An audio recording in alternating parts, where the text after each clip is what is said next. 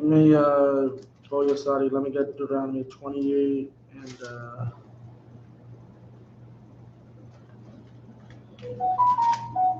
son Chris. We live now, right? Shalom, y'all. Give me 1 sec. Shalom, y'all. Just give me 1 sec. Salakia. Okay.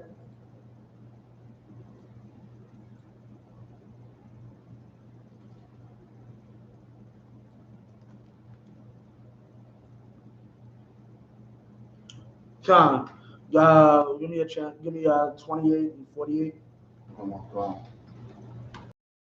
Shalom, Israel, the Israelite School of Universal Practical Knowledge. We've been on these streets since 1969, trying to teach blacks, Hispanics, and Native Indians who their true enemies are and who their oppressor is.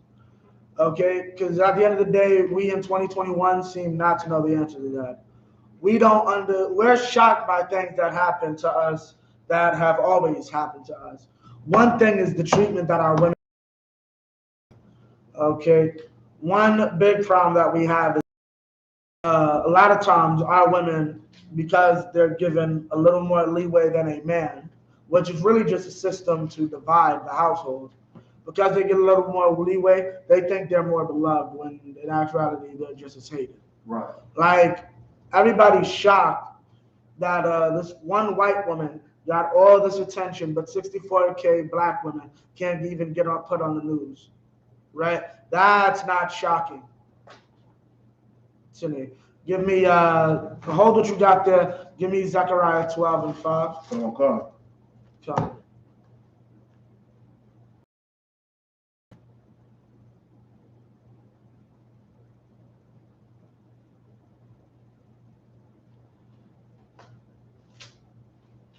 Zechariah chapter 12, verse 5.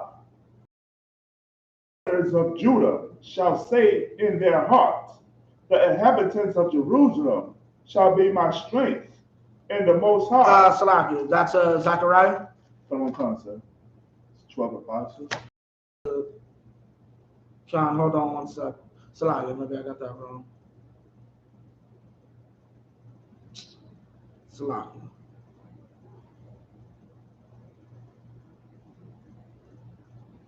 Give me Zechariah. No, it's Zechariah.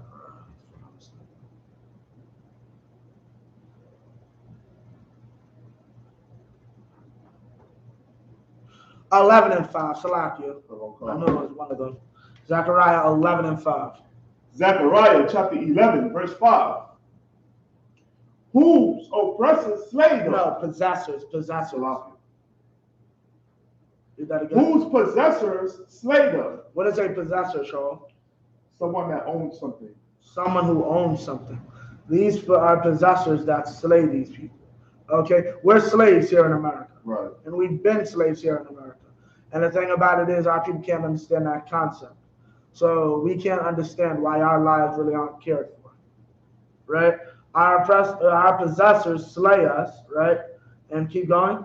And hold themselves not guilty. Hold themselves what? Not guilty. Not what? Guilty. They don't think they've done anything wrong by ignoring 64,000 of our women going missing. Right? They're wrong when that happens. Okay? But we all have to stop and give a damn about one white woman going missing. Right. Right? The whole world has to stop for Gabby and the fact that her boyfriend might have killed her.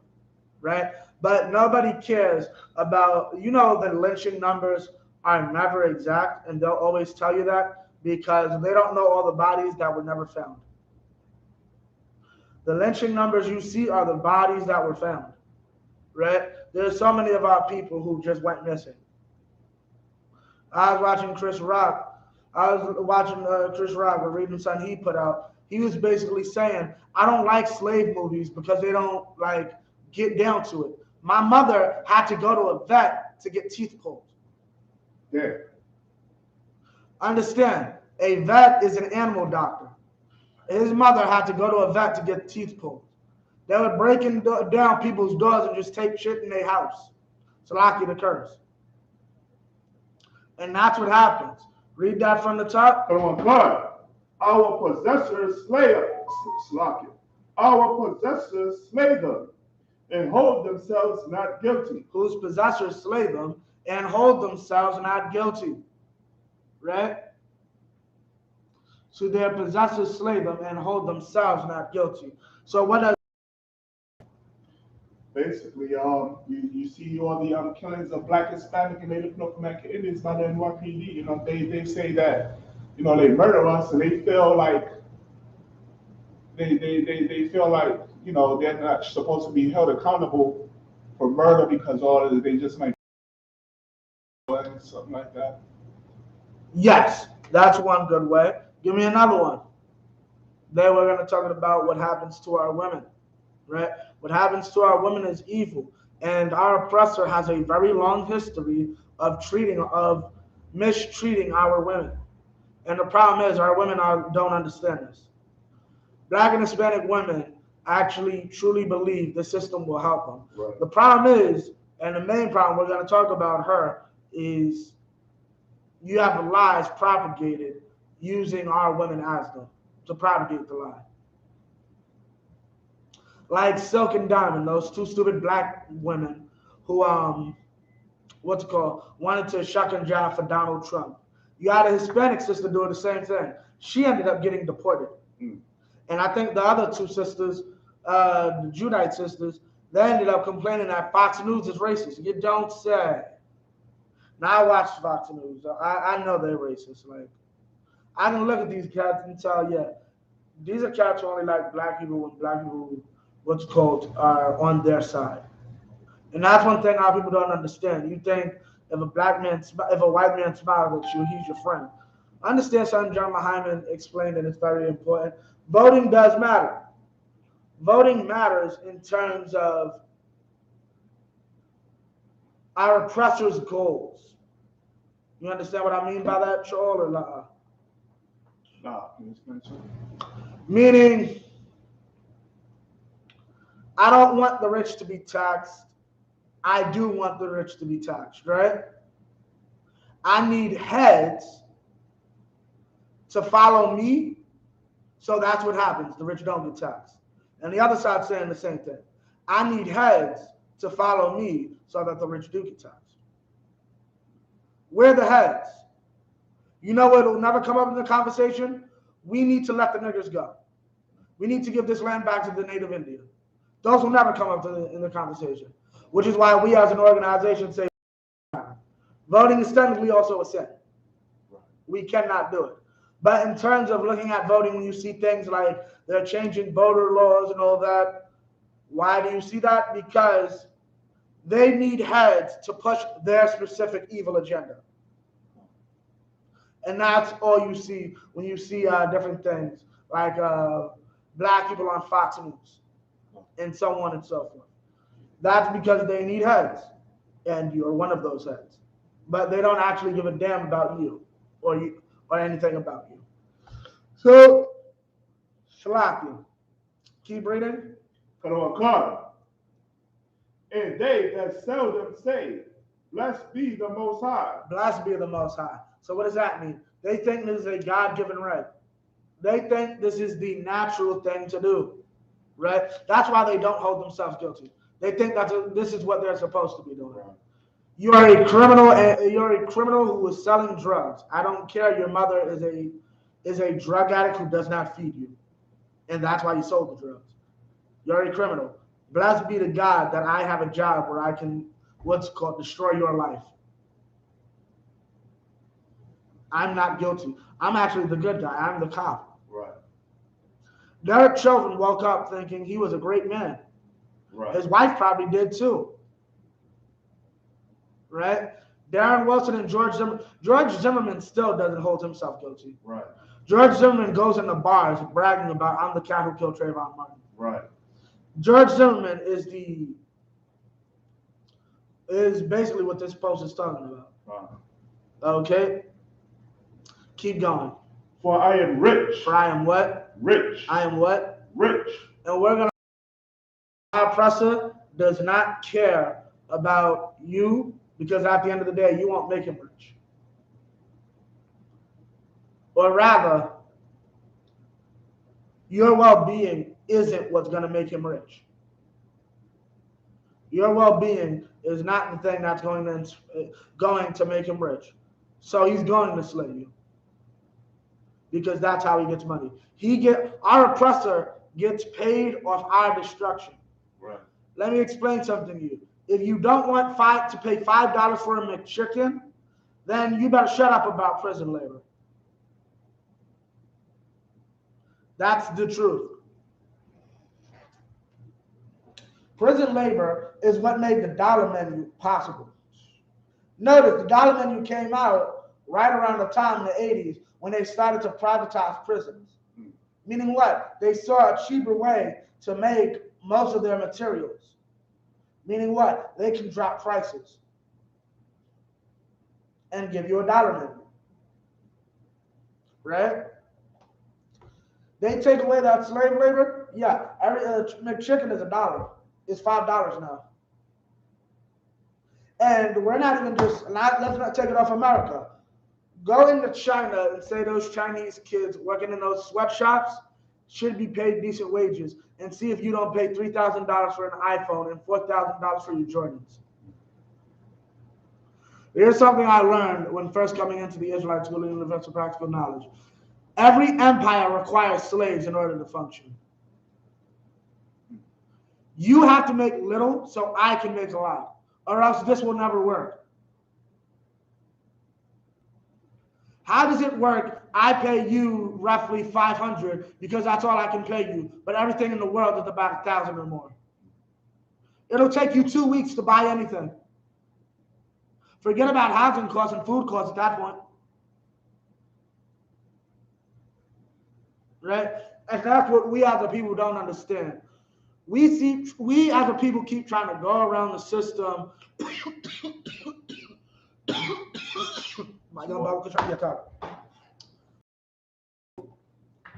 Keep trying to go around the system and fight against it.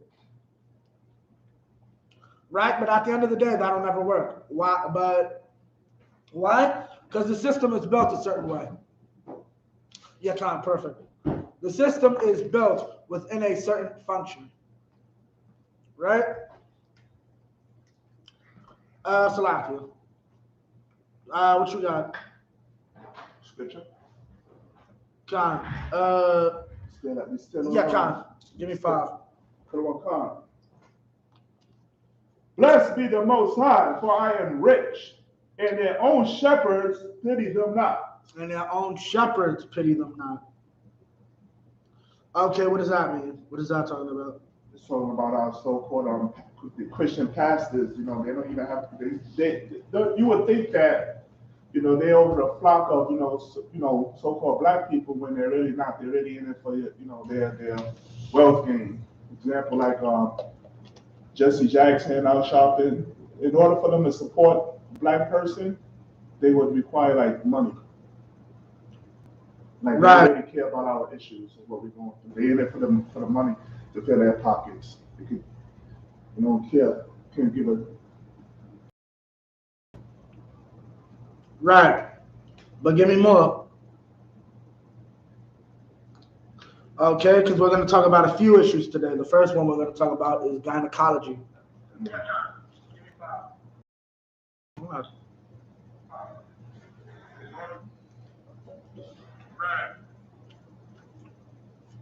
Right, because we're going to be talking about gynecology. So that's one thing we're going to be talking about. So we're going to be talking about how they treat our women and that our shepherds pity them not. Give me an example of that. When's the last time Al Sharpton actually went down to Mexico? Never. Why? Like you're a Judite trying to like involve yourself in Israelite problems. Like you can understand why we're doing it. We got a big ass sign since it was like 7 goddamn African Americans in the school that said Mexicans are our brothers. You thought it was a good idea to go down and help the Mexicans. What's Al Sharpton doing down there? Like, really, give me a good reason. It's a publicity stunt. Right. They don't pity the Mexicans. Did Al Sharpton say anything about the babies in the cages during Trump? Nah. Right? No, right? Okay. Their own shepherds pity them not. Now let's get to the meat of it. You know how many of our women experience problems inside this medical field? Mm. Right?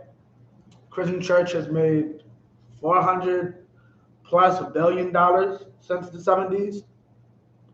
Why do we have no clinics or medical institutions simply for black women? Why don't we have them, period? We're the race that's always getting shot. Right. But so you don't think we might need to allocate a bit more of those resources for hospitals? You don't think we might need to allocate a bit of those resources for medical purposes of our own? Here's the problem.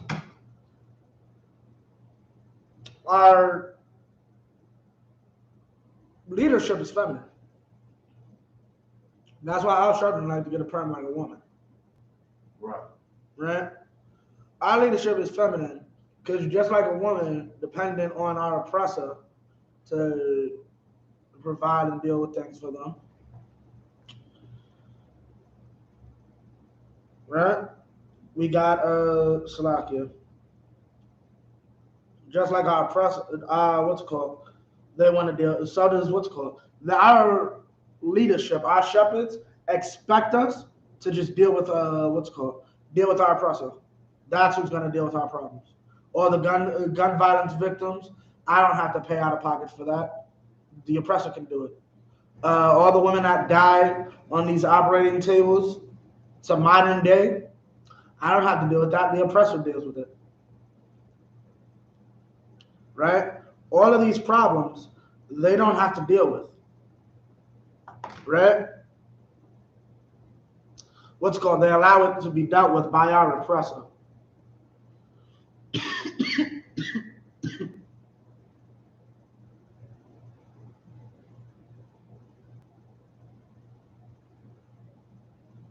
Okay. Now, what's it called? That's the end of that, right? Come on. Now, give me Deuteronomy 28, where you were holding. Come on. 48. Deuteronomy chapter 28, verse 48. Therefore shalt thou serve thine enemies, which the Most High shall send against thee, in hunger, and in thirst, and in nakedness, and in want of all things. That serve thy enemies, which the Most High shall send against thee, in hunger and in thirst and in nakedness and in want of all things. What is one of all things, Charles? One of all things is talking about basically whatever you need in life to get by. You basically have to go to him. You know, if you want to get checked out by a health center, you understand? You have to go to him. But however, the person that's checking you, but the establishment is all run by your oppressor. Right. The health insurance is your oppressor. The medical hospital is your oppressor. The standards he has to follow are standards laid down by your oppressor. Now, I'm not saying all medical standards are wrong or evil, but I'm saying it is a failing on blacks and Hispanics that we do not have a system of our own. Right? To dictate and organize this. Keep going. And he shall put a yoke of iron upon thy neck until he hath destroyed thee. And the fact that a lot of y'all don't see that as what I just said as a problem is the fact it shows we're destroyed. We don't see a problem with the fact that our lack of interest in our own is what's destroying us. Right. Like, what's it called? We don't see the fact that, what's it called? Our continued, how do I say it? Want to be, how do I say it? Our continued, what's it called? Dependency on our oppressor is what's destroying us. Okay? And that's the problem. Okay? Keep reading. Verse 49. The Most High shall bring a nation against thee from far, right? From the end of the earth, as swift as the eagle flieth. And this lets you know, this is talking about our oppressor. Our oppressor is the eagle. Keep going. A nation whose tongue thou shalt not understand. And we're going to use that. I don't know if the article I have here mentions it, but it's important to know that because they use that against the tribe of Ephraim and against their women, right? The tribe of Ephraim, for those who aren't aware, are the Puerto Ricans. They used their tongue or speech against them. They also did it to most of us, natives, so on and so forth. They do it to us today. We don't, legalese is an actual language, not a literal language, but legalese is what they call lawyer speak. Lawyer speak is a whole different language than what you believe it is. Than what it normally in legalese is not the same as minority in English. Okay, keep going. Verse 50. Right? A nation of fierce countenance. A nation of fierce countenance, right? Which shall not regard the person of the old, nor show favor to the young. Nor show favor to the young.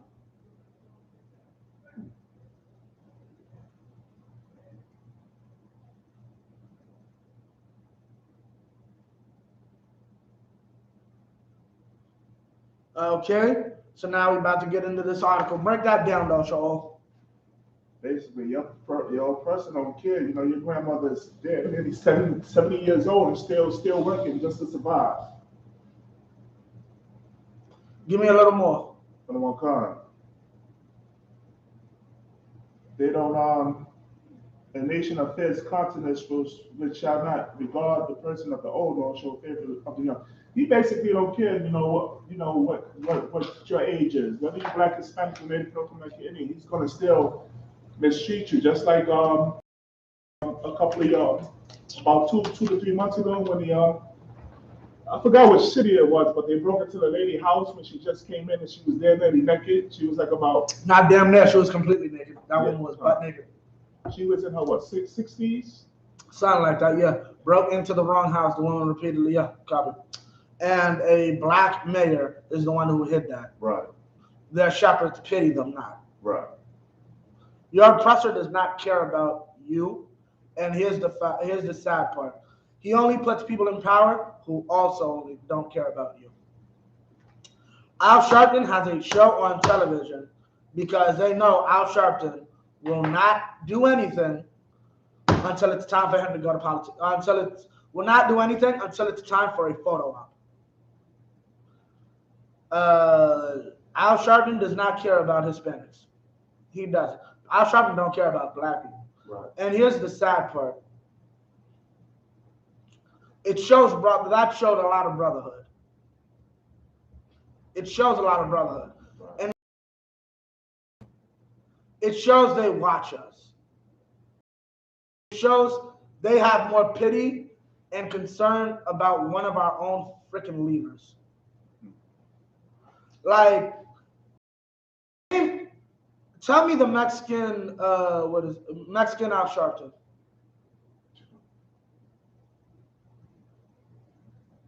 You can't name him, right? No. Right? Yeah, but the Mexicans know Al Sharpton. Right. Here's how much the Mexicans know Al Sharpton. They know not to trust him. Some black people ain't even got that memo. Right. But people who predominantly can't speak the goddamn language know full well, yeah, this is a snake in the grass. Right. And it shows they're watching us. Like, look at him lying to all these people. There's one thing you got to know about Judah. Judah's always on a pedestal. Like, you think Mexicans have never heard of Rodney King? Like, you know how many Mexicans got family in LA? They're probably calling them for that whole week. Like, yo, what's going on over there? Da-da-da-da-da. Yeah, we going crazy. We burning down ish. Nah, because they always doing this to us and they always doing this to black people over here. And what's it called? Okay, y'all basically got, yeah, what's it called? Right? They have no pity for us. So that's why Lightfoot will sit there and say, yeah, we need to hide the video of police kicking down a woman's door while she's butt naked and refusing to allow her to get dressed. A black woman did that. Okay? They don't show favor to the old. They don't regard the person of the old, nor show favor to the young. Okay? So first thing we're going to talk about is the old. The old, don't think old as an elderly person. Your mama's old. Right. She's older than the baby she's having. Yet and still, how many stories do we hear of women dying on the table and babies dying on the table? Wow. This is an ever-present problem that has existed for decades. People talk about it, people write theses about it, so on and so forth. It never changes. It never goddamn changes with our women and our babies dying on operating tables. Right?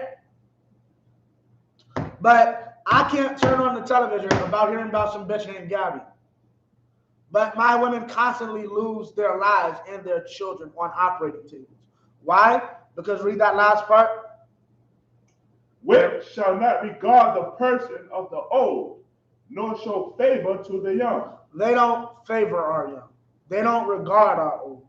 They don't regard that as some 20, 22-year-old sister just got out of college, starting her life and her family.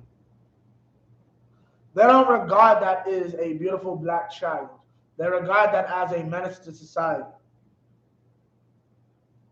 Like the FCC right now, or the CDC or whatever, Food and Drug, FDA or whatever, is really like, y'all have so much free freaking time in your hands. You can go out and say, yeah, let's check all these milkshake machines and find out why every time I go to a McDonald's, the milkshake machine is messed up. But y'all can't find out why there's an epidemic that's existed for decades of my women dying giving birth to my child. That is a dub. Okay? And that's disgusting. And it shows they don't care about our people. Now, why am I explaining this today? If they won't even care to give you proper medical coverage, right, what in the hell makes you think they don't care to find you when you're missing? Right. And that's the point our people need to understand.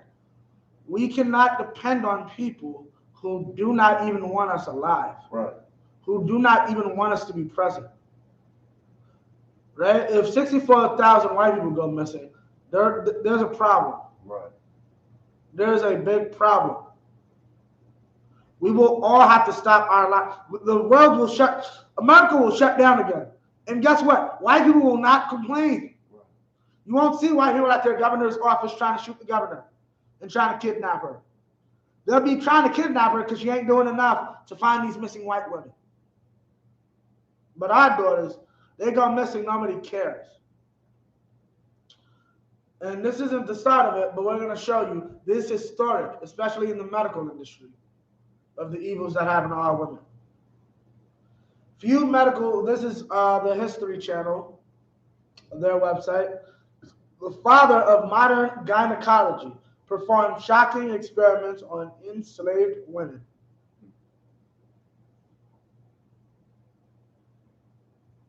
His use of black bodies as medical test subjects falls into a history that includes the Tuskegee syphilis experiment and Henrietta Lacks. Are you familiar with Henrietta Lacks or La? I just like playing with it.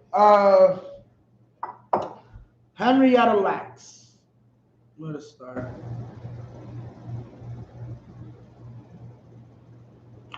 Long story short, the sister contracted, I want to say it was syphilis or something to that effect. And they studied her blood. Her blood ended up being revolutionary for the medical industry. Her blood helped cure, even after death, the cells kept replicating. It was like cancerous, but in a good way. They studied that cell, her cells, 60, 70 years. Until, right now, mind you, this was illegal. They did her blood work, discovered this, and never told her a goddamn thing. This woman eventually died, so on and so forth. An idiot doctor destroyed the sample. All that 70 years worth of research. They had the research, obviously, the paperwork. But yeah, it was all down the drain. They had no more. Guess what these idiots try to do?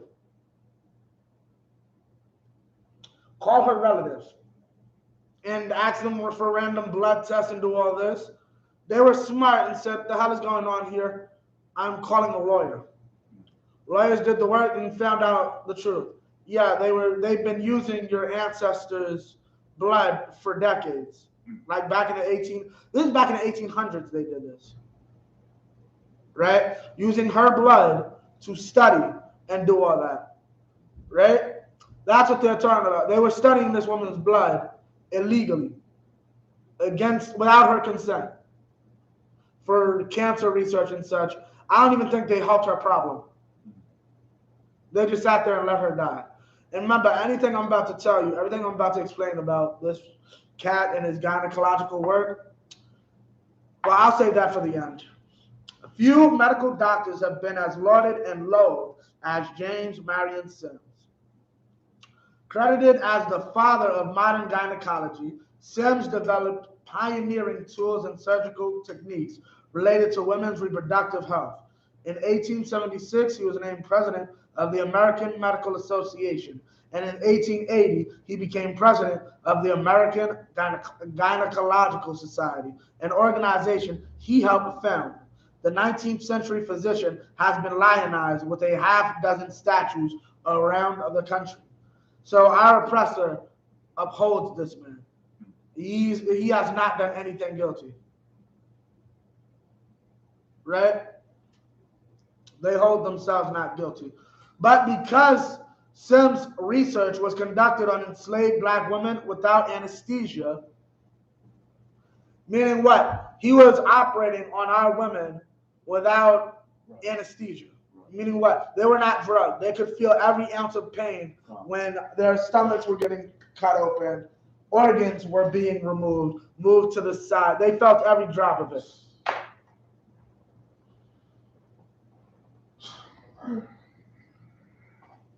Every job of this was felt, of that pain, right? Medical ethicists, historians, and others say his use of enslaved bodies as medical test subjects falls into a long, ethically bereft history that includes Tuskegee syphilis experiment and Henrietta Lacks. Critics say Sims cared more about the experiments than in providing therapeutic treatment. Meaning what? He wanted to see what could happen inside of these bodies. Now, this wasn't even the best, obviously a human subject is always but very few people are aware. Benjamin Franklin was well known for grave robbing. Meaning he did, during his time, autopsies were a little abnormal. He performed autopsies by grave robbing. And that's how he was able to do his experimentation. This cat basically said, I'm going to cut the middleman. I'm going to need you while you're still alive. And use our women. And that he caused untold suffering by operating under the racist notion that black people did not feel pain. Mind you, we have letters from his own diary stating that sisters' screams were extreme. But somehow these women don't feel pain. She's screaming extremely, but somehow women don't feel pain.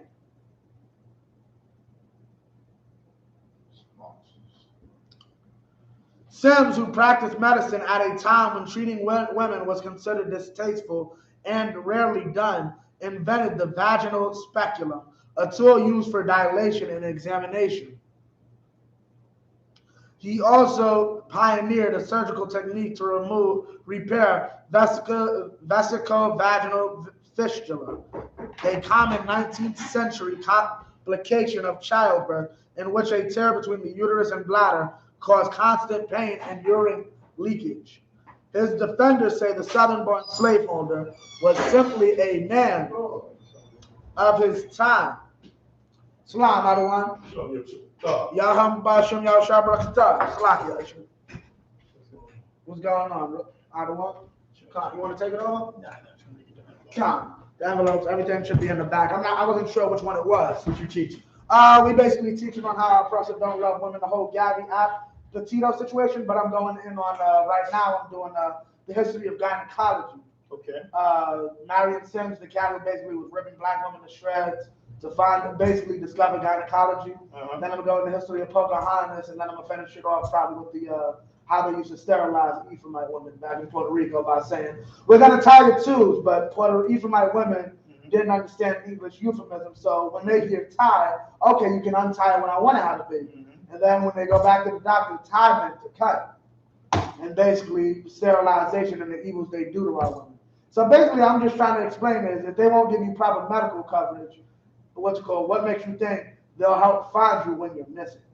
Make sure you go over the history of the 1 year rule in the UPK. Common concept. Sir Muhammad is just breaking out how important it is. Common That's concept. history as well. Common concept. And the relevance and importance of it. Common concept.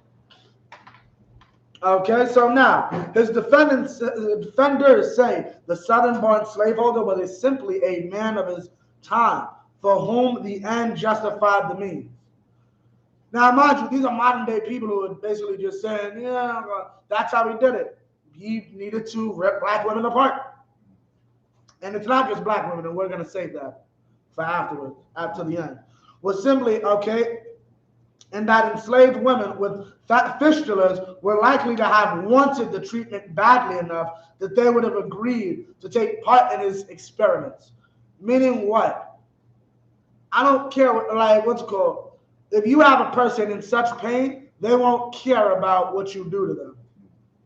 If I have a searing headache, I actually do care if you try to cure my headache by beating me with a mallet. That's what they're saying here. Well, they were in great pain because of the vaginal problem they were having. So a man basically ripping their lower parts to shreds, they would have been cool with that. That makes absolutely no sense. Once again, I have a headache, and you want to beat me with a mallet as a, what's it called? You want to beat me with a mallet as a cure. That makes no sense at all. God. Keep going. No stop. God. That makes absolutely no sense at all. Right? But history hasn't recorded their voices. Meaning we have no word of that. We have no proof of that. These are just white men basically saying, more than likely, this woman would have been okay with it because they would have been in mortal pain. So putting them in even more extreme pain and worsening their lives for the rest of their lives probably would have been an okay trade-off to them. My question is, why don't we see white women going through this? You know why? Because they probably weren't getting the best care when giving birth either. Because what did we just cover? 100 years later, our women are experiencing complications giving birth to a child. Okay. Right? Okay. And consent from their owners who had a strong financial interest in their recovery was the only legal requirement of the time. Okay. Born in Lancaster, now hear this good, South Carolina, in 1813, James Marion Sims entered the medical profession when doctors didn't undergo the same rigorous coursework and training they do today. After interning with a doctor, taking a 3-month course and studying for a year at Jefferson, Sims began his practice in Lancaster. Hold up. 3 months. A year and 3 months. A year and 3 months. That's his medical training. A year and 3 months. That's not the kicker, though, sir. He later relocated to Montgomery, Alabama, seeking a fresh start. Guess why he seeked a fresh start? Guys. He screwed up. After the death of his first 2 patients. And this is who our oppressor got to handle our medical cases. Con. Like people with guinea pigs. Right, con. And another thing, more than likely, speaking as from a business standpoint, if you killing people, your first 2 clients, you're probably cheap as hell. You are probably the cheapest doctor in town. Right? It was in Montgomery that Sims built his reputation among rich white plantation owners by treating their enslaved workers. Now notice, he said the enslaved workers. A lot of historians try to lie and say, no. They had the same doctor as the master. Yep. Okay. No sweat. Let me explain something to you. Let me explain something to you very good. Your regional manager might have health benefits. He ain't going to the same doctor as you, though. And even if he does have the same health benefits or the same health company, he has full coverage. You have a copay. That makes sense, right? They do that, right? Yeah. There's a difference in how this works. Okay? You're getting low rate coverage. He's getting flown out to East India. Well, they ain't got all they doctors come over here to America. But you know what I mean. Con, you know a place? Nah, but even touching on that, a lot of people, that's why it's very important to obey those dietary laws.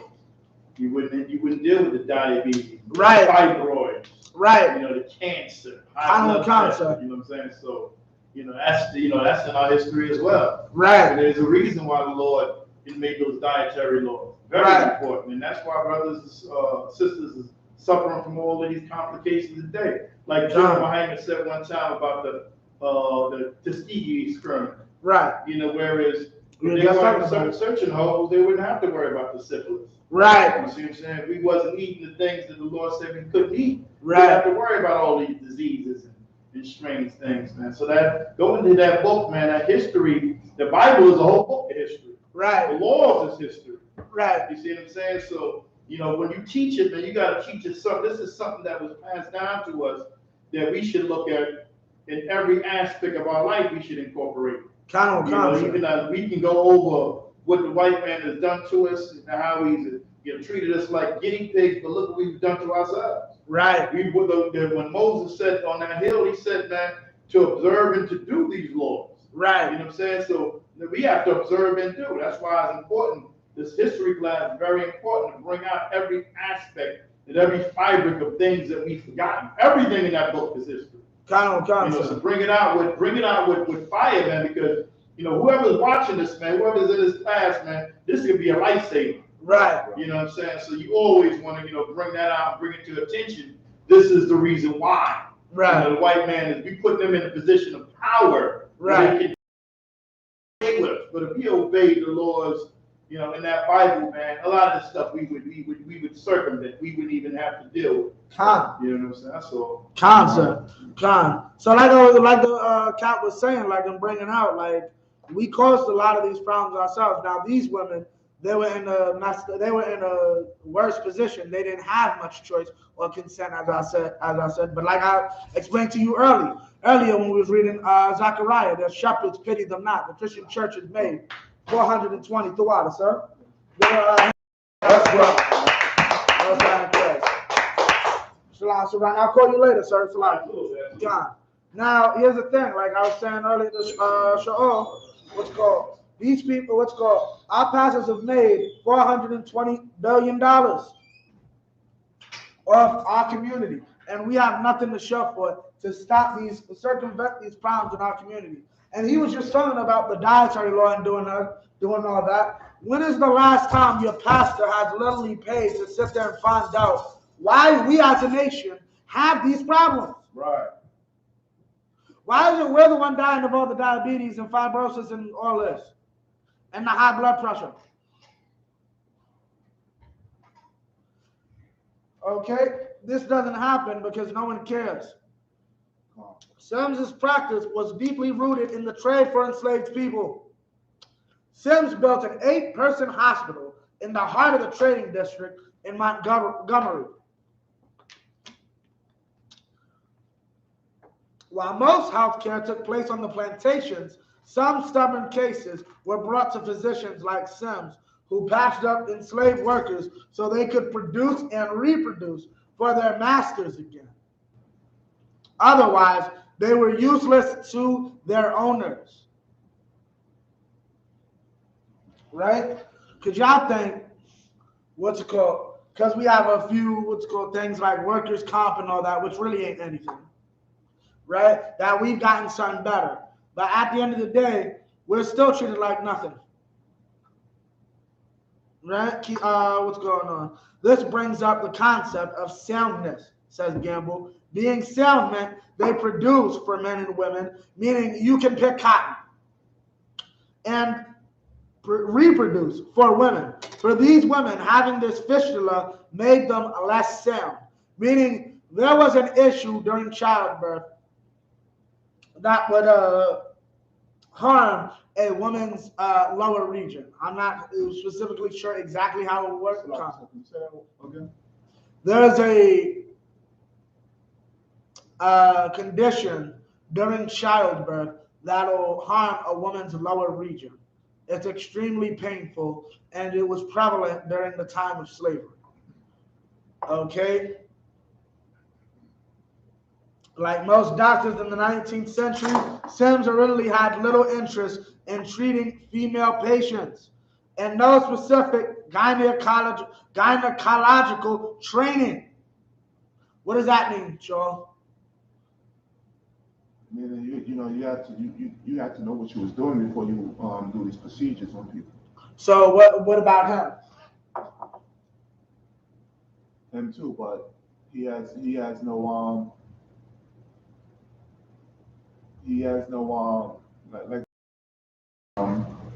they hold themselves guiltless, so whatever he does, he don't care.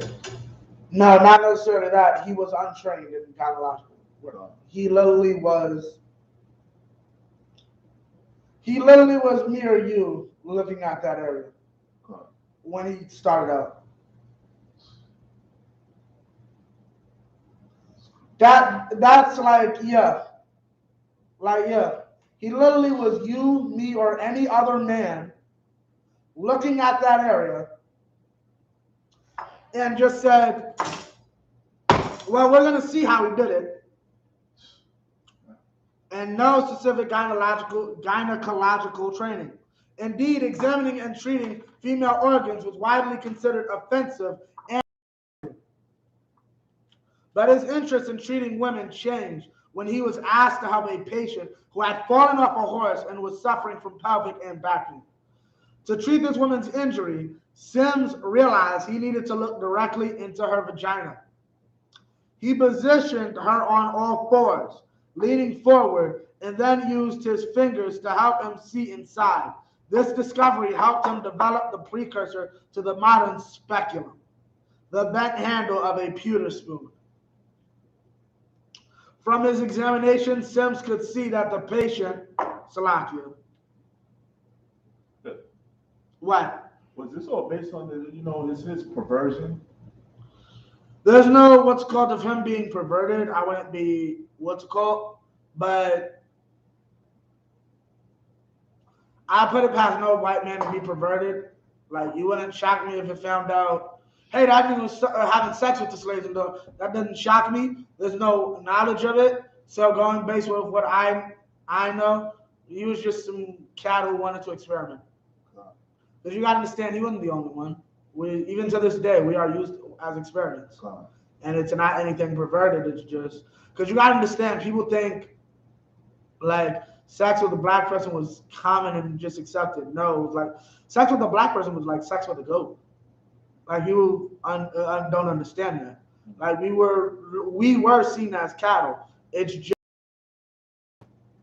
one group of white men said, I don't give a damn. Another group of white men is like, y'all stupid. That's a human being. I'm having sex with it. They're both having sex with us, but the predominant, that's 50% of white men. That's an animal. No, I like white women. Come. Which really kills that whole, we all have white in us. Right. What's it called? Because then you have to cut down, like, it's only 1 week that a woman can get pregnant. Right. Okay. From his examination, Sims could see that the patient had a vesicovaginal fistula. With no known cure for the ailment, Sims began experimenting in 1845 with surgical techniques to treat such fistulas. If the patient's owners provided clothing and paid taxes, Sims effectively took temporary ownership of the women until their treatment was completed. So basically, he was owning slaves. He later reflected in his autobiography, and hear this good, the story of my life, right? On the advantages he found to working on people that were essentially his property.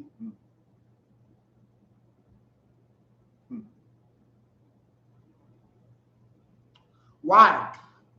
And I quote, there was never a time that I could not at any day have had a subject for operation. It's 1 o'clock in the morning. I want to see what would happen if I electroshock a vagina. Hey, Jemima, get up. I'm going to electroshock your vagina. And he had full reign to electroshock that woman's vagina.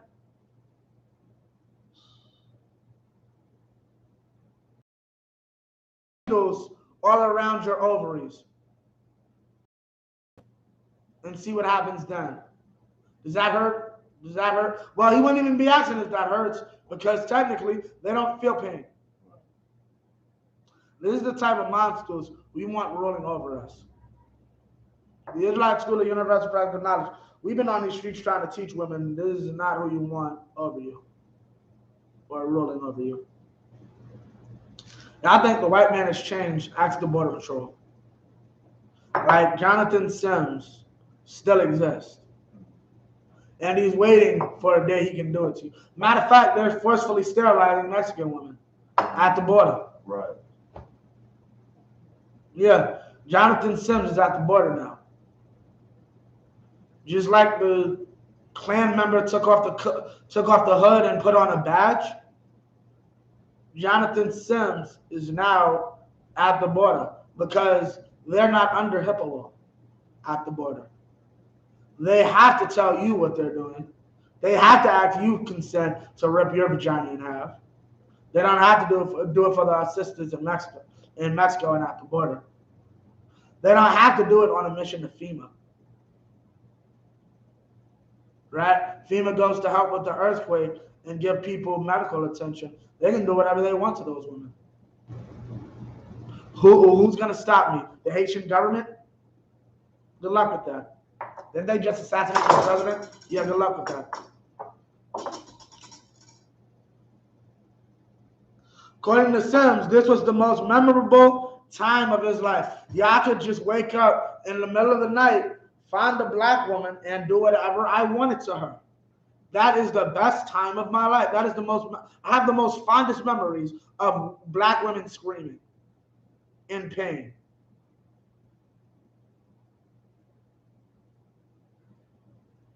Right? White man. That's right. Sims wrote that had clamored for the operations to relieve their discomfort. Once again, I have a searing headache. Please give me something for this headache. A sledgehammer is not going to fix my headache. My begging does not hit me with a sledgehammer. If I have a stomach ache, does that mean to stab me? I beg for treatment, not to be harmed further. But whether they consented or not was never captured in any other historical record. As Bettina Jude, assistant professor of gender, women, and sexuality studies at the University of Washington, points out, consent isn't always about whether you can say yes. It's also whether you can say no. You want to see this, everybody, all the slaves say, that doctor hit you in the head with a sledgehammer if you say you have a headache. And you tell your master, I have a headache. Do you want to see the doctor? You can't say, I want to see another doctor. That is the doctor. So it's either say no and have the headache, or just see that doctor and get a mat to your head. That's what she means. It's not about whether you can say yes. It's about whether you can say no. It's not about whether you have access to a doctor. It's about whether that doctor is a sane individual or not. And the cat who killed his first 2 patients is not the doctor I want. Right? Today we know three of the names of the female fistula patients from Sims on records: Lucy, Anarcha, and Betsy. First one he operated on was 18-year-old Lucy, who had given birth a few months prior and hadn't been able to control her bladder. More than likely that was a forced pregnancy, 18 years old. It's possible that was regular, but that could have been forced. During the procedure, patients were completely naked and asked to perch on their knees and bend forward onto their elbows.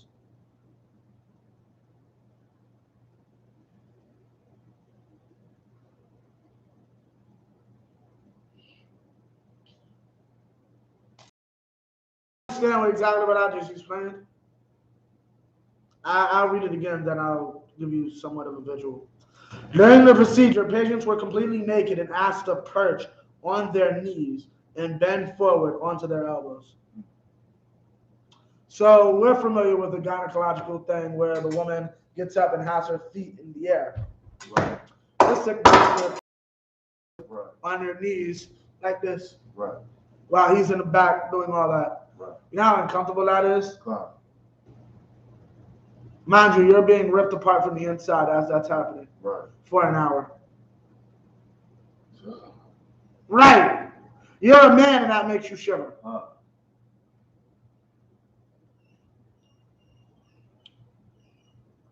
Lucy endured an hour-long surgery, screaming and crying out in pain, but I thought we don't feel that. As nearly a dozen other doctors watched. As Sims later wrote, Lucy's agony was extreme. But I thought we don't feel pain.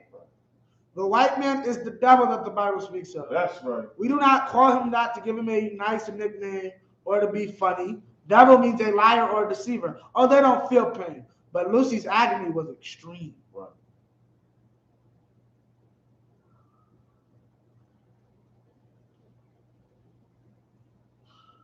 She became extremely ill due to his controversial use of a sponge to drain the urine away from her bladder.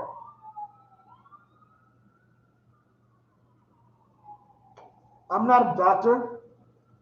I'm not a doctor.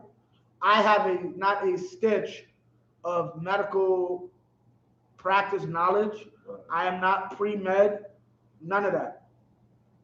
I know you do not use an outside world sponge, more than likely unfreaking steroids, Right. inside of someone's body. Mind you, this is a cat who learned this profession by being inside of a woman's vagina and trial and error. Gynecology was honestly discovered by a white man taking using a black woman's vagina as trial and error. That's how gynecology was discovered. Anytime you got to go see a doctor for gynecology, understand your women were put in agony over this experience. Wow. And I'm going to get to the final part, and this is the most agonizing and evil part about it, which led to her contracting blood poisoning from young. I thought she was going to die. It took Lucy 2 or 3 months to recover entirely from the effects of the operation. Thank God she didn't die. God. For a long time, Sims' fistula surgeries were not successful. After 30 operations on one woman, a 17-year-old enslaved woman named Anarcha, who had had a very traumatic labor and delivery, he finally perfected his method.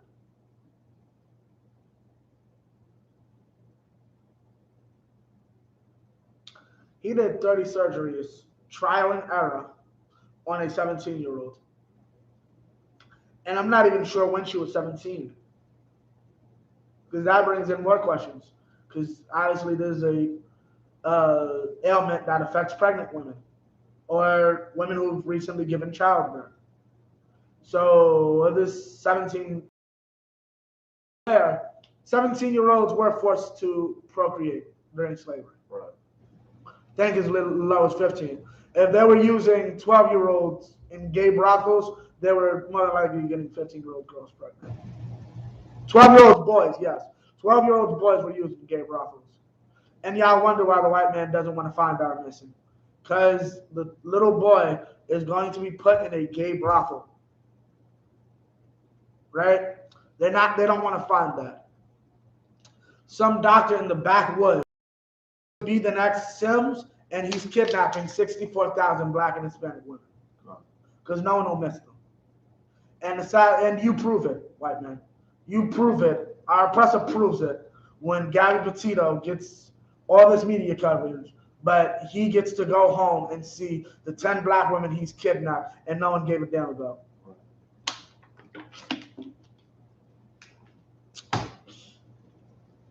After 4 years of experimentation, he tried this for 4 years and finally got it right after that. Afterward, he began to practice on white women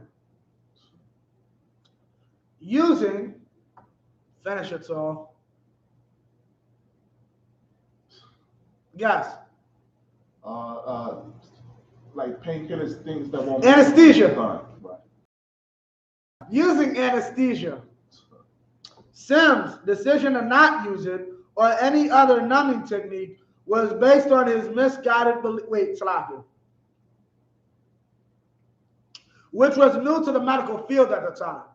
While some doctors didn't trust anesthesia, Sims' or any other numbing technique was based on his misguided belief that black people didn't experience pain like white people did.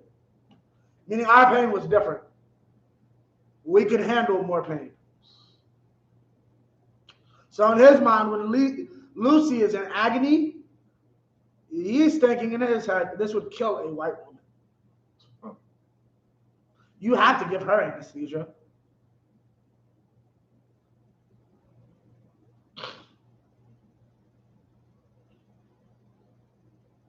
It's a notion that persists today.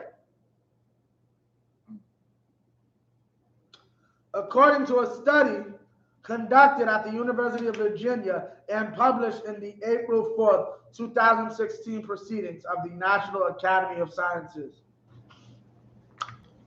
Meaning what? Let me explain this to you, and I wanted to bring this out at the end so you understand. Any idiot who tries to say that was wrong, who felt that, whatever, that was wrong, so on and so forth, what they did, right? But it helped advance medical coverage. I have a question for who? And medical knowledge for who? Who benefits from this? Who benefits from my sister being 12 and a half? My sister having to literally stand on all fours with her elbows on probably some hard-ass floor or some hard-ass metal table. While a white man, God knows what else. God only knows if he believed in sterilization. Because if he's stupid enough to put a wet sponge by a woman's freaking bladder,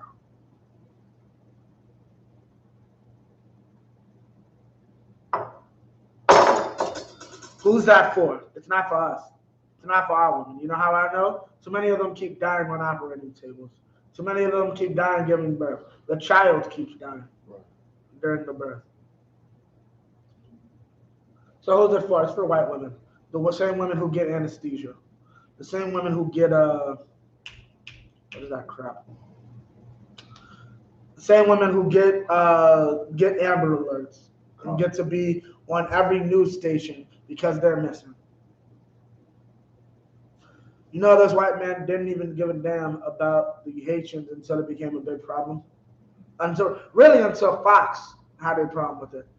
Fox had a drone show pictures of it, and they got told to remove that. All right, take the drone down, right? And that's when everybody realized Fox had the story. Everybody had to cover the story. Otherwise, the world would not know about the Haitians living under that freaking bridge last week.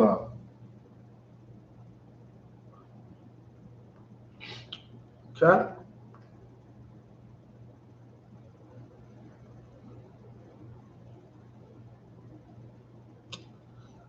Now, we're going to get part of this. well, rather him.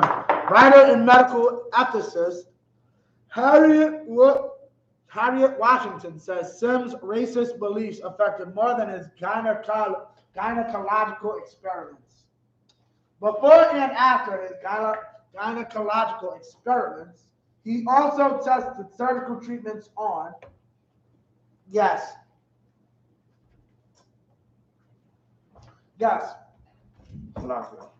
before he was testing on women, he was testing on men. No. God. Animals. No. Care about animals.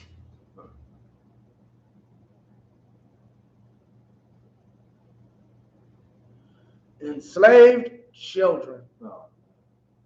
Black children, Slovakia. In an effort to treat trismus nascentium, neonatal tetanus. I believe that's like where the tetanus shot comes from. With little to no success, we're gonna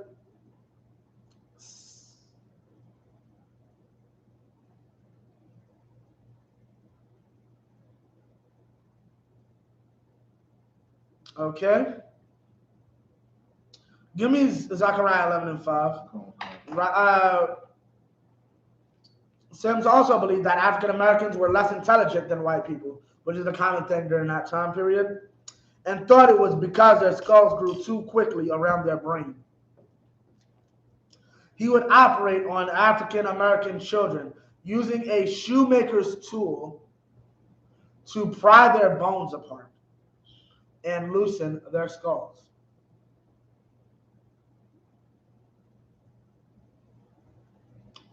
Using a shoemaker's tool to pry their bones apart and loosen their skulls. Using a shoemaker's tools to pry their bones apart and loosen their skulls. He did this to children. This is why I set up my camp speaking. As the history teacher, I could never have any love or compassion for a white person. Right. Like I can't.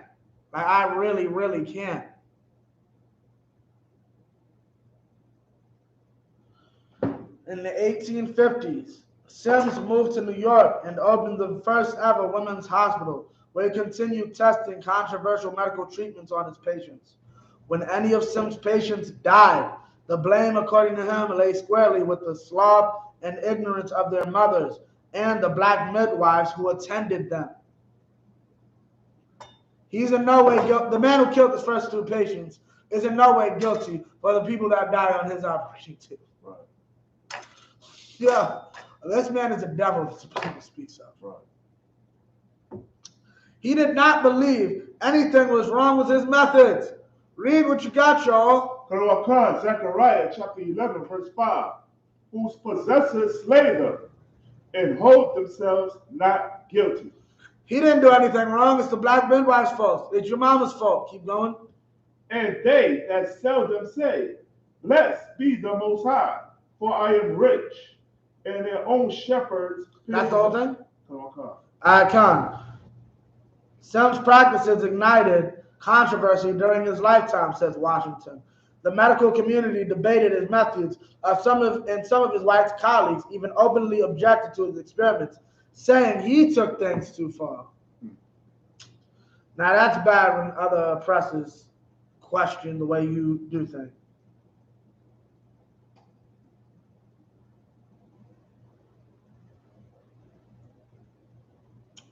And the sad thing is, as progressive as a country as we state as we live in, or blue as a state as we live in, this man, to my knowledge, still has a statue at Central Park.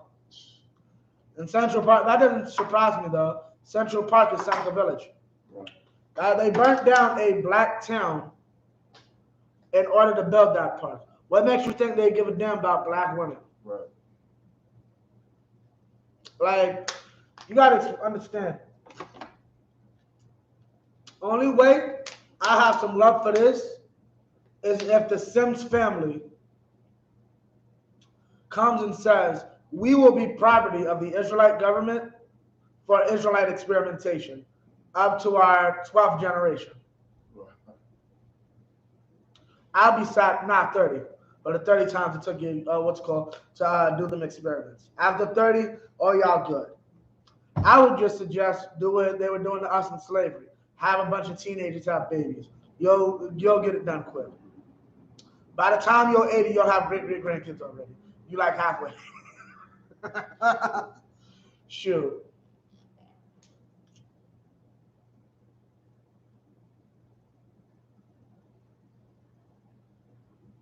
Oh, they did remove the one in Central Park about 2 years ago.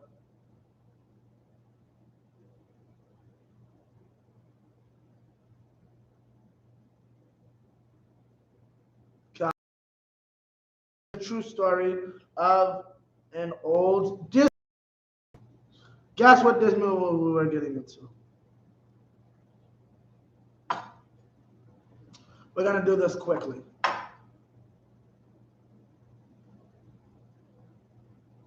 Okay, for time's sake, I'm just gonna summarize it. Pocahontas, right, was not in love with that white man. She didn't even save that white man. More than likely, people are the event that people say she saved him from was just a Gadite ritual. He was in no danger. That idiot wouldn't know that because he was too busy trying to steal from the land and not understand their culture. Later kidnapped, forced into a marriage, and died from depression at the age of 24. Native Americans, Gadites, hate Pocahontas. Not the sister itself, the story of the sister. Pocahontas is used by our oppressor like Squanto. Basically, these people love us when they really don't. Like Silk and Diamond, that stupid Mexican sister that supported Trump. Insert any coon, right? All of these people were to try to ease our oppressor's evil or what he did to us. Like Pocahontas is this great Native American woman who supported John Smith and loved him and did all this. But in actuality, they killed her family, made war with her people.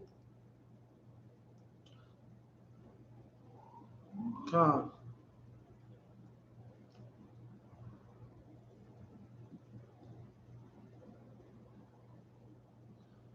Now we're going to get into the first history of sterilization in Puerto Rico and get an understanding of this. Give me Isaiah 3 and 12.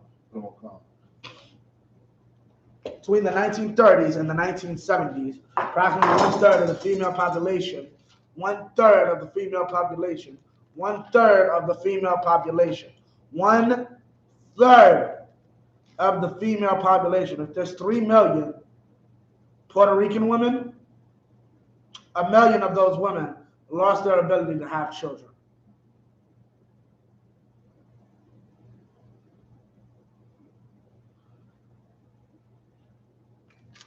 Okay? And people ask why we're so evil towards these people. This is why. Why we say the things that we say and we pray for their death. People honestly ask us why we would pray for the death of people that sterilized 1 million of our women. Right. And there's not 3 million Puerto Ricans, there's much more. Right. So it's more than 1 million.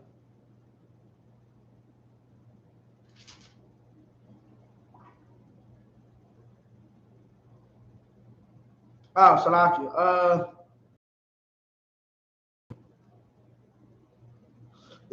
16. Okay, Khan. Between the 1930s, the highest rate of sterilization in the world. Despite the high rate of sterilization, the dark history of these operations remains understudied and hidden in the shadows of history. Nobody cares. Nobody cares about what happened to these Puerto Rican women. This is somebody's grandma and somebody's great aunt right now.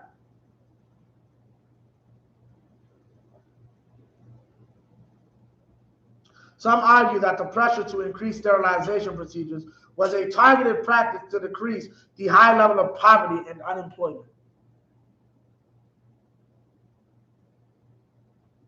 The government blamed these issues on overpopulation on the island. There's too many of you, so we're just going to kill you, effectively. We're going to stop your population growth.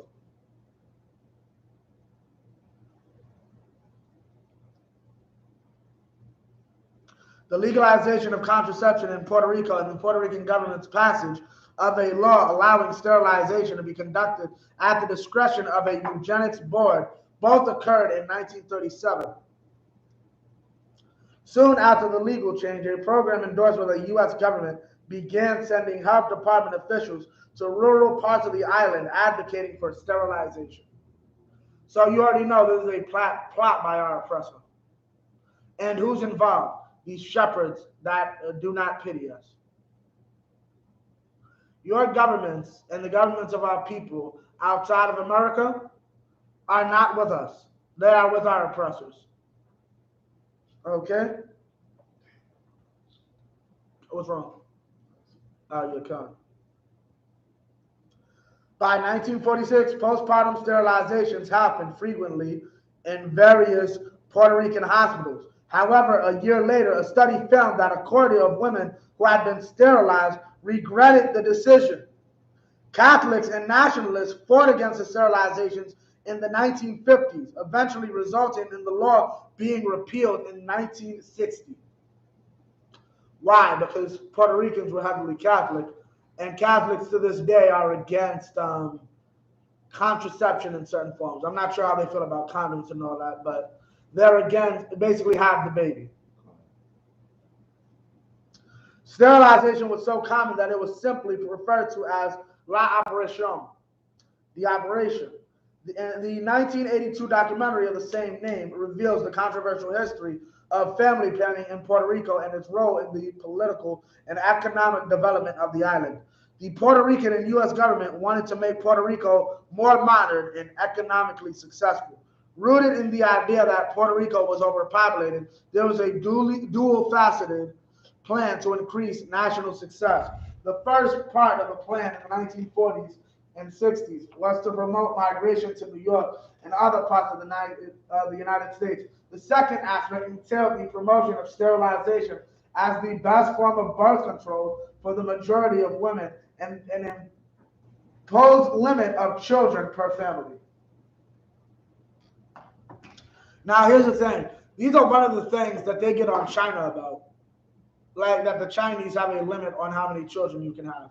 But they tried to impose it on the Puerto Ricans back in the 1940s and 50s.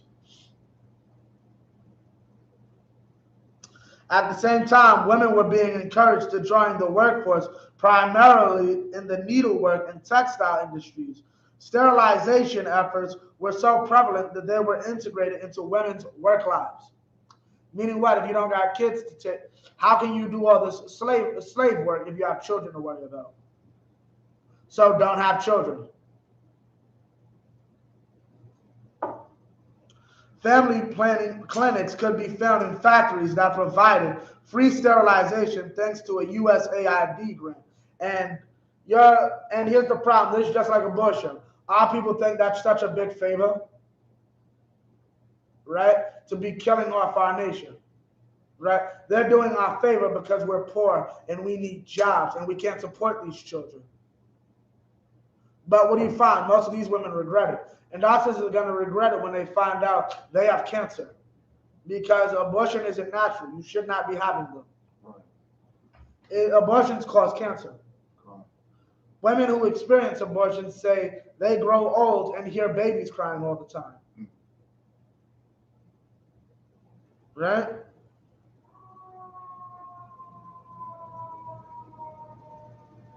Through this program, Puerto Rican women became the guinea pigs for U.S. pharmaceutical companies. What do you know? That sounds very familiar.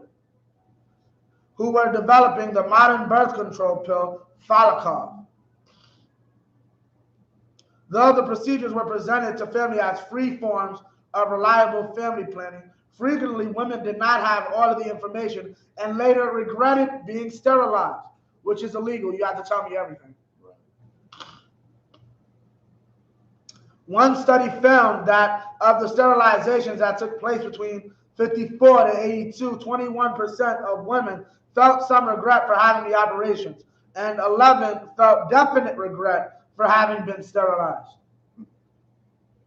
The reasons for regretting the decision show the pressure surrounding these procedures. Some reasons for regret include they were under age 25 at the time of the operation, having no daughters, husbands, or physician, having decided on sterilization failure, and living with a new partner.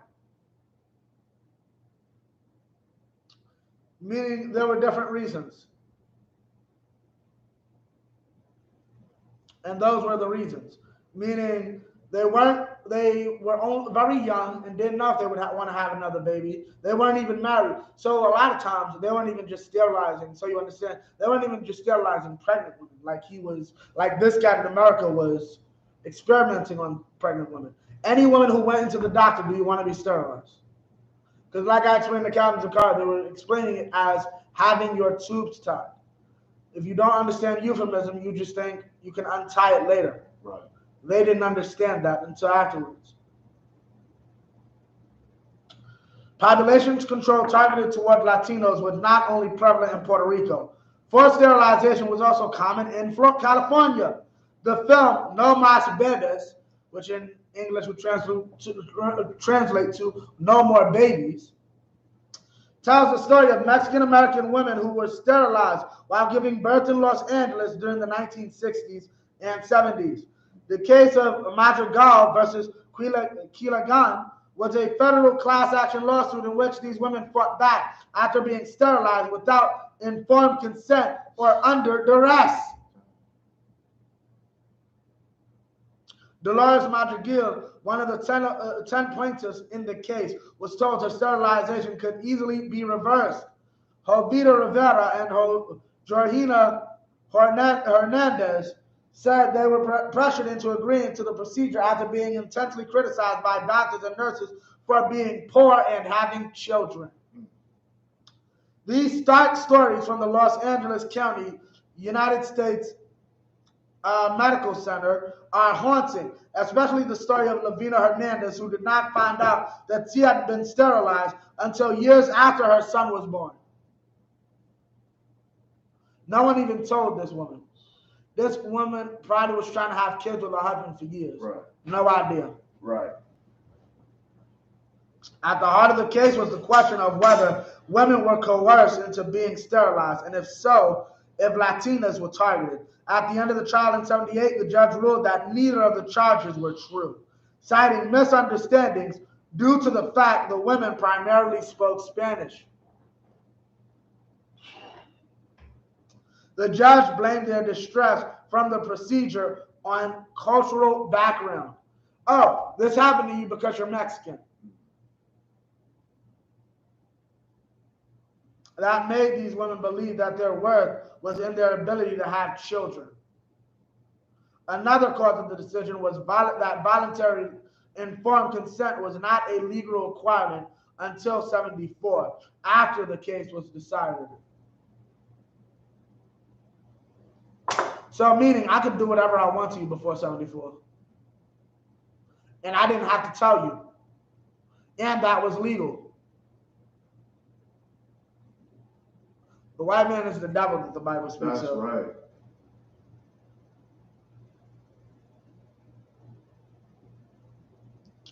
Though the Latino women did not win the case, Madrigal changed state laws and helped to solidify the careers of various Latino politicians. Other legal challenges in California stemming from the case included the institution of a 72-hour waiting period and Spanish language materials on sterilization. The state legislature also repealed the sterilization law from 1909, which had allowed for 20,000 non-consensual procedures. In both the cases, Latino women were targeted for sterilization procedures in ways that were either aided by the U.S. government or permitted by loose legal restrictions on the procedure. And that's why the Israelite School of Universal Practical Knowledge is important. We're out to help Blacks, Hispanics, and Native Indians. You saw what we did, what little we had. We're considered a cult. We're considered a fringe group. We fed thousands of Haitians and Mexicans last week. Right? This is possible through our love for our people and the laws of the Bible. Give me 16 and we're going to end it off. Come on, card. Isaiah chapter 3, verse 16. Moreover, the Most High saith, because the daughters of Zion are horny, and walk with stretched forth necks and wanton eyes, walking and menacing as they go, and making a twinkling with their feet. Verse 17. Making a tinkling with their feet, meaning what? Our women are haughty. They think their stuff don't stink until they're on an operating table dying. Right. So their mother dies of cancer because the doctor doesn't know how to deal with her, right? So her mother dies of an ailment that the doctor didn't believe she had. Until her child is denied medical coverage, like that brother a few weeks ago. That they basically sat there and removed him off life support and all that. Damn. The account, while his mother cried in the bathroom. They basically killed her child. Refused him service and did all that. Because they didn't like that the parents went, I guess, against their medical view or what they would have wanted, which is let the nigga die. Salaki the curse, but basically, long story short, yeah. And killed their child. I said that wouldn't happen if we upheld our men if we upheld doctors and lawyers over drug dealers and strippers. We wouldn't have these problems. Like Captain Zakar was saying earlier, that's why we have a dietary law. The dietary law exists for this purpose. Right. The dietary law exists to fix this. What other laws exist? Love thy neighbor as thyself. If we had that, Lori Lightfoot wouldn't have sat there and let a woman hide the fact that a woman was butt naked in her house while police just stood there looking stupid. Right. Okay. Now drop that. Give me 25. Verse 25. The men shall fall. No, thy. Salaki. Thy men shall fall by the sword. Thy men, your men will fall by the sword. Our men are dying out here. Our men are getting whipped by our oppressor, trying to give their children a better life. Right? Our men fall by the sword. That's why you need to get your man in the school. That's right. In the I.S.U.P.K. Right. We have a 1-year rule, so you can get to know that man and get to feel him out. Right? Keep going. And thy mighty in the war. And thy mighty in the war. Our men go out and we die in this war. Right?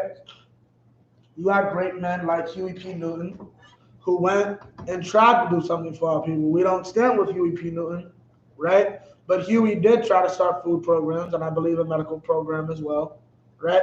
To try to fix the issues of blacks and Hispanics. What's the problem? Okay, but what's the problem? We don't keep the law, right. So we fail. Huey wanted to deal with prostitutes and smoke cigarettes and smoke weed. So he failed, right? When he should have been doing is raising a coalition of brothers so we can find these 64K black women, right? That's what Al Sharpton should be doing.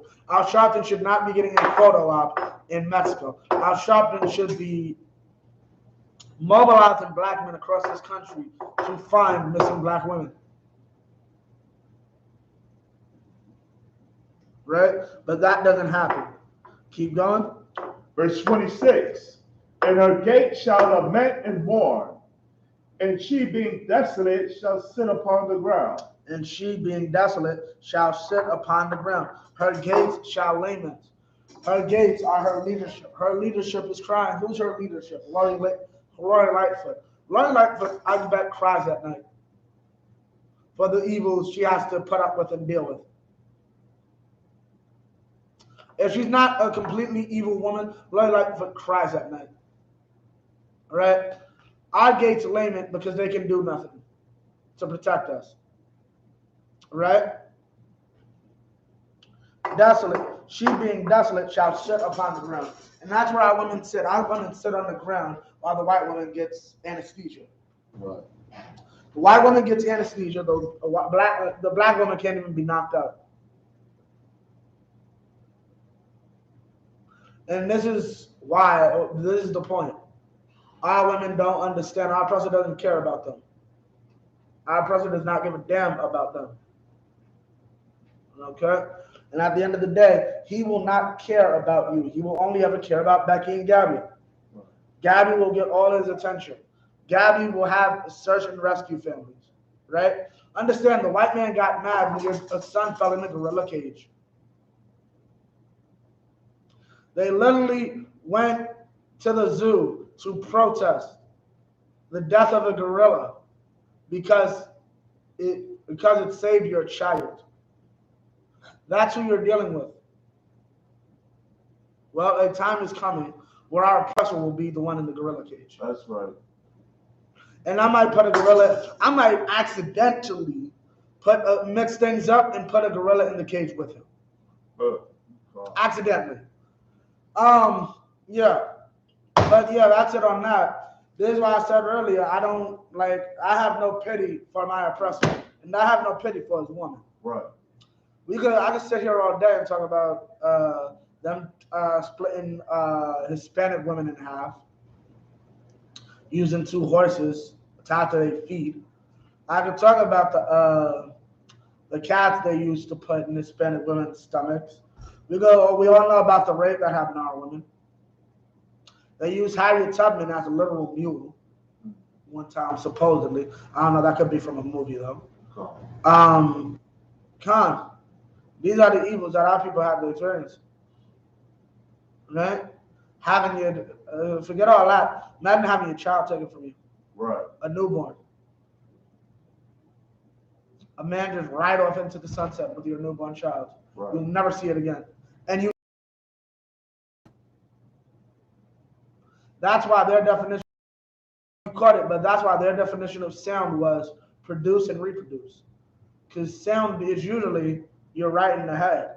But I don't need you right in the head to pick cotton.